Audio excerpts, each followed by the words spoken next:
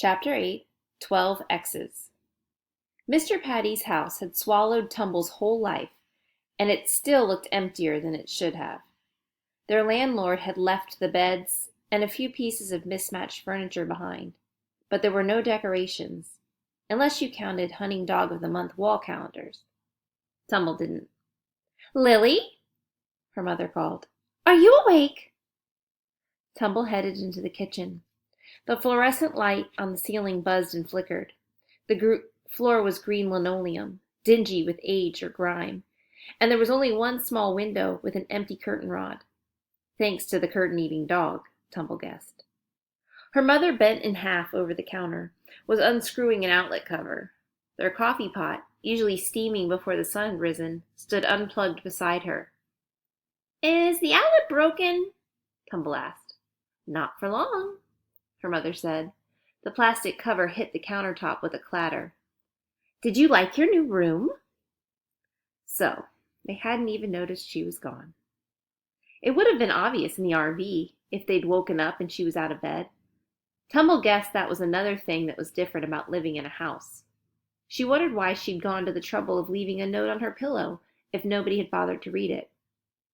"Not really. I kind of missed my sofa bed." "Mr. Patty's mattresses aren't the best." Her mother was shining a flashlight at the outlet now. "We can get you a new one." No, it'll be fine." New mattresses were an investment, weren't they? That was like saying they were going to be in the house for long enough to need, well, a mattress. Tumble could hold out until her parents came to their senses. "Are you sure? We don't want you missing out on sleep." "I'm positive." Tumble heard a sound of a shower cutting on, and then a yelp from the back of the house. "Oh, hon!" her mother shouted. "The hot and cold water knobs are backward. Sorry." After a moment, the familiar sound of Tumble's dad singing the coconut shampoo song drifted into the kitchen. "Even the water's messed up?" said Tumble. "Isn't that kind of—" "These are just quirks," her mother interrupted. "Older houses have lots of quirks. That's part of their charm." Tumble wanted to snort, but she had decided to be mature about all of this. "Well, quirks are a little inconvenient, aren't they?" she said in her most mature voice. "Like, there weren't a lot of them in the RV, and we've always done just fine with—" "How about a muffin for breakfast?" Tumble's mother interrupted, sliding off the counter. "I have to have protein." Protein built muscle. Muscle was important in case you passed by the scene of a train accident and had to lift wreckage to free the victims. If only— Her mother pursed her lips. "We don't have any eggs." "That's okay."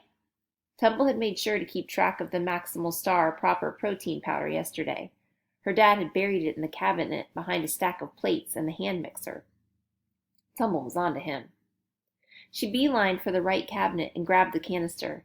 She dumped 2 heaping scoopfuls of it into the special shaker, which had been buried in a different cupboard, behind the very last row of drinking glasses, and turned to the fridge for milk.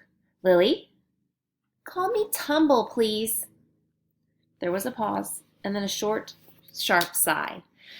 "Fine, Tumble. I really think a muffin or maybe a yogurt cup—" "Hey, that's an idea," said Tumble. She wove her arm around an ancient jar of mayonnaise that Mr. Patty had left to grab a strawberry yogurt. "I can add this in, and it'll be like a strawberry milkshake." Tumble plopped the yogurt into her shaker and slapped the lid closed. She shook it as hard as she could because it might possibly count as an extra arm workout if she put enough effort into it. "I think I'll go meet the neighbors later today," Tumble said as she shook. "I saw a boy running past this morning."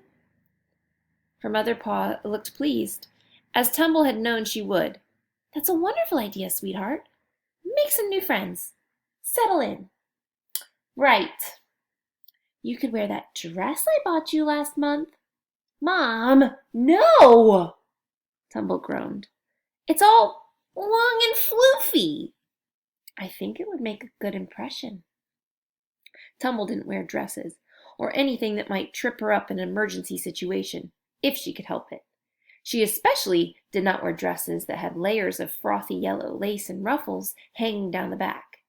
"It's too hot," said Tumble.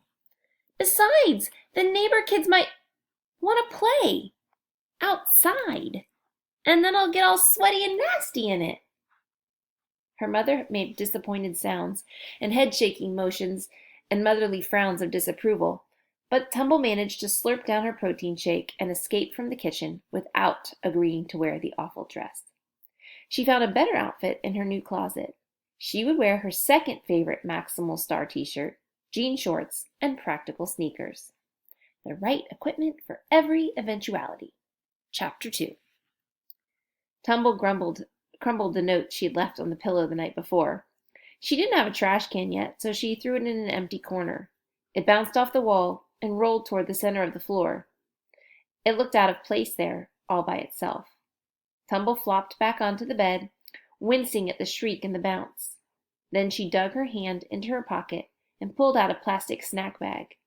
It was still securely zipped. Inside the bag was a golf pencil, a picture she'd printed off a library computer in Seattle nearly a year before, and, most importantly, a pink eraser. She glanced toward the door to make sure that it was shut before she took out the picture. Her brother, Jason Wilson. She wondered if she would have called him Jason, or if they would have had special nicknames for each other. Jace and Lils, maybe Jay, JJ. She wondered a lot of things like that. In the photograph, her brother was wearing his football jersey. 2 dark stripes were painted under his eyes, and the pads beneath his jersey made him look big as a mountain. Tumble turned the photo over. Even though she taped the edges of the paper, it was getting ragged, probably from all the erasing. The back of the picture had once been covered with X's. Tumble hadn't been too particular about the number. She'd only known that she had to fill the space with them. Every heroic deed meant she could erase one. Big things, like saving that 3rd grader on the bleachers, meant she could erase more than one. She'd taken off 6 for that, even though it had gone wrong at the end. Except for stopping that shoplifter in Texas, it was her biggest success so far. Tumble had 12 X's left. When the back of the picture was blank, she would feel like she was supposed to feel. Different, she thought. Better. Braver. Maybe she would even feel brave enough to tell her parents she knew the truth. They didn't have to lie to her anymore. 12 X's isn't so many. 12 X's is doable. But the doing of it might take forever in a place like Murky Branch. Chapter 9. Starter Names.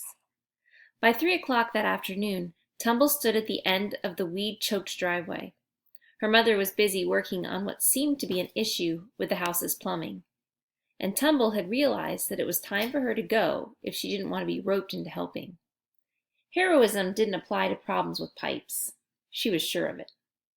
It was hot and sticky humid outside. She looked around to get her bearings, but the closest thing to a signpost was the dented, galvanized mailbox at the end of the drive.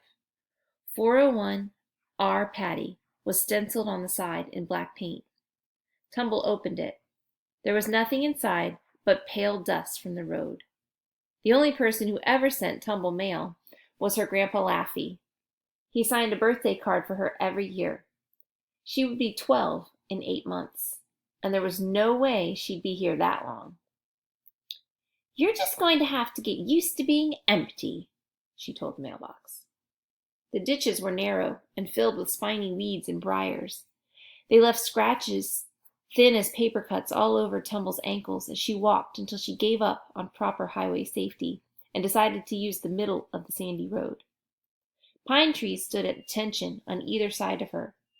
The ground underneath them was covered in a layer of fallen brown needles, and in the shade of the trees, bushes with giant fronds rattled as if creatures were hiding just out of sight. Palmettos, thought Tumble. That was what her mother had called them. Her mother, who used to visit her grandmother in this place when she was a little girl. Tumble couldn't imagine it. It wasn't that her mother didn't like nature. She did. But she liked what Tumble thought of as organized nature. She liked parks and campgrounds and lakes, not too far from cities. The kinds of places where you spent the morning taking pictures of squirrels and then went to the gift shop that afternoon to buy coffee mugs and snow globes. Tumble was pretty sure there was no such thing as a Murky Branch snow globe. A few minutes later, after she had set out, the Montgomery house appeared around the curve. If not for the trees, Tumble would have had a good view of it from her bedroom window. Mr. Patty had mentioned visitors from out of town, but Tumble hadn't realized just how many cars and trucks would be parked in the yard. She also hadn't pictured something so big. It looked more like a haunted bed and breakfast than a home.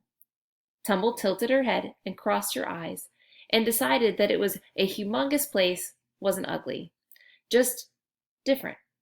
And she liked different.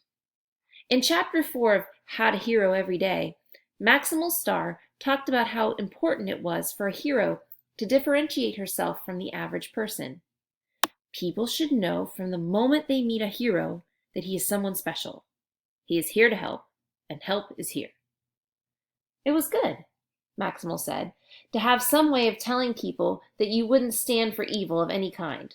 Like, for example, if your name was Maximal Star. That will let people know that you weren't going to sit around if bad things were happening. Tumble had picked Tumble because it was a good starter name. She didn't think it would be right for a beginner to choose a name like Maximal. People might get the wrong idea about your abilities. But Tumble was perfect, especially because she had come up with a good heroic introduction to go with it. "I'm Tumble Wilson," Tumble said as she stared at the house, "and I'm ready no matter how rough and tumble the situation gets." Sometimes, a lot of the time, people laughed when Tumble used her introduction, but she liked to think of it as practice. A hero couldn't afford to be embarrassed about doing the right thing. And anyway, the people who laughed the loudest were the ones she knew to watch out for. They'd be the ones knocking younger kids around or writing rude messages on the bathroom stalls. Blue wouldn't be one of those, she thought. He'd be friendly. She considered walking right up to the front door and asking for him, but he had run off looking so mortified and flustered earlier that she was worried he might refuse to see her. Anyway, there was an entire chapter devoted to reconnaissance in How to Hero Every Day. Tumble would assess her assets, observe the obstacles, and perceive the path to success. When she was finished, Murky Branch wouldn't know what had hit it.